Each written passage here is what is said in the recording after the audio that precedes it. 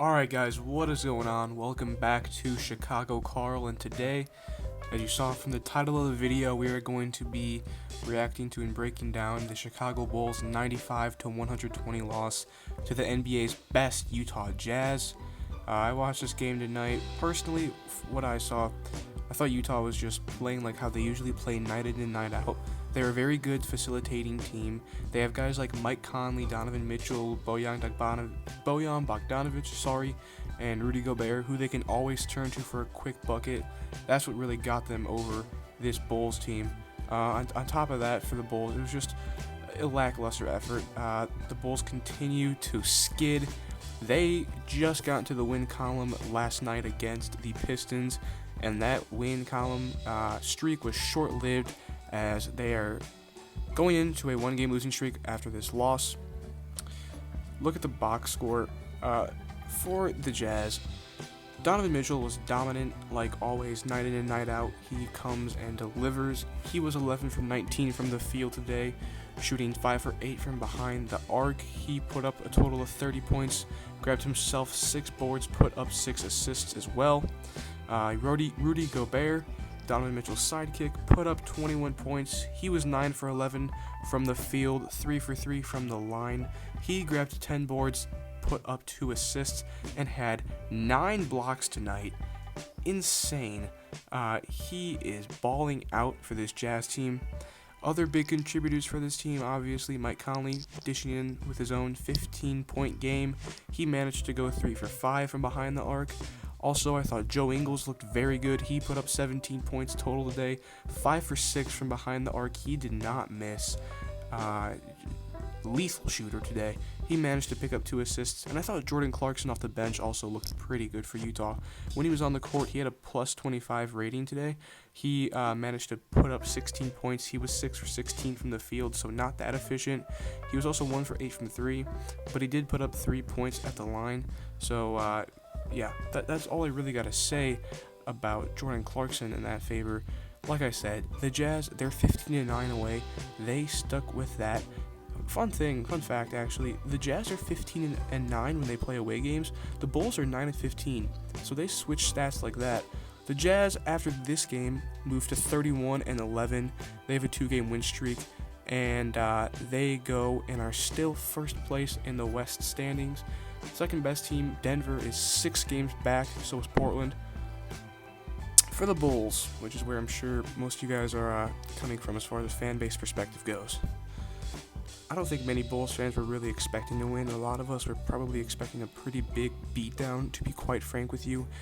We all know the Jazz are just straight up dominant. That's no secret to anybody that watches the NBA this year. They've got a great team. They play team basketball. They play good defense. I was expecting the loss. I wasn't even expecting the score to be this close. Bulls lose by a final of 25.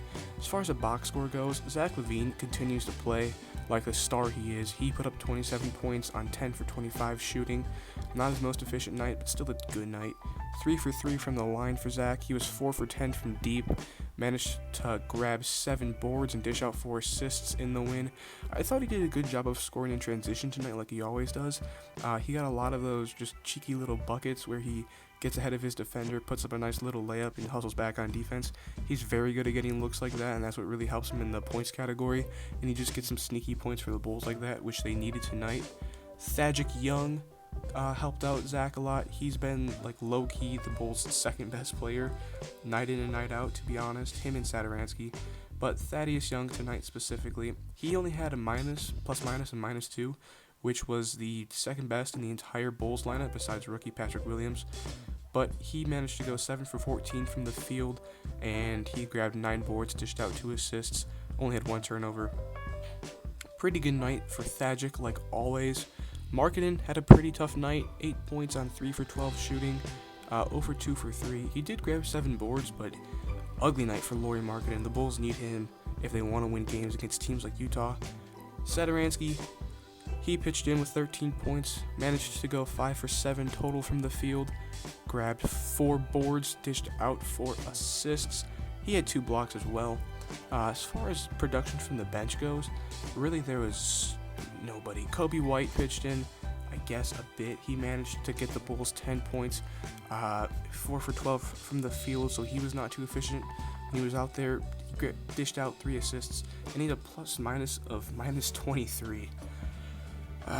Yeah, ugly loss for the Bulls. They weren't efficient. They were 23% total from behind 3. That was a big story of this game. The Bulls just really shot themselves out of competition. Denzel Valentine specifically 0 for 4. Ugly day for him. But, Markkanen 0 for 2. Patrick Williams 0 for 2. Satoransky 0 for 1. Otto Porter 0 for 1, who has been terrible for the Bulls. Kobe White 2 for 5. That's actually not too bad. Same rate as Zach Lavine.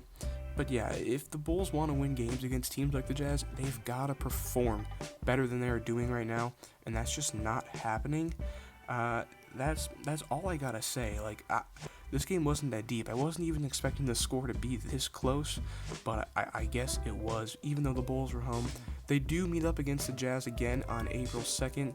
I'd expect a bit of a bigger loss because that game is going to be in Utah, and Utah this year has been absolutely dominant at home. They only have 2 losses on the year. Donovan Mitchell was the biggest scorer for Utah, like we said. Zach Lavine, the biggest for Chicago. Utah outshot the Bulls as a team 48% to Chicago's 40%. 3-point percentage, Utah almost doubled Chicago's rate. Utah was 43% from behind the arc. Chicago was 23%. Chicago managed to turn the ball over 14 times. Utah managed to only turn it over 9 times. Chicago had 49 rebounds, so they out-rebounded Utah, but it's hard to win games when that's the only stat you really beat the team in.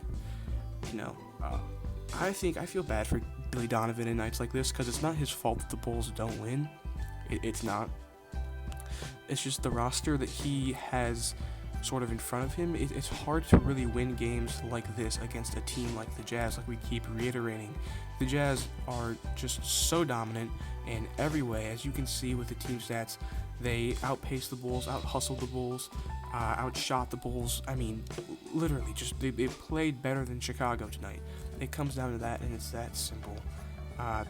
And that's all they gotta say. I mean, just look at the game flow. Ever since about 5 minutes into the first quarter, Chicago just was trailing the entire game. Utah had the win probability for the majority of the game. It was literally over 90% ever since the second half started. And yeah, that's all I gotta say.